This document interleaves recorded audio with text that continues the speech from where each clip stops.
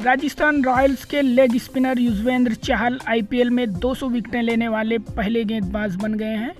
चहल ने ये कारनामा 153वें मैच में अंजाम दिया है।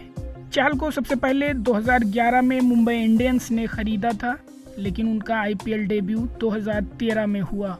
कोलकाता नाइट राइडर्स के खिलाफ खेले गए इस मैच में चहल को 4 ओवर्स में एक भी विकेट नहीं मिला था। उसके बाद 2014 में रॉयल चैलेंजर्स बेंगलोर ने चहल को खरीद लिया और फिर यहीं से उनके आईपीएल कैरियर ने नई उड़ान भरी। 2014 से 2021 के दरमियान चहल ने आरसीबी के लिए 113 मैच खेले, जहां उन्होंने 22.03 की औसत से 139 विकेटें हासिल की। चहल अब भी आईपीएल में आरसीबी के लिए सबसे ज़्यादा विकेटें लेने वाले गेंदबाज हैं। आईपीएल 2022 में मेगा नीलामी से कबल आरसीबी ने चहल को रिटेन नहीं किया था, जिसकी वजह से राजस्थान ने चहल को 6.5 करोड़ रुपए में खरीद लिया।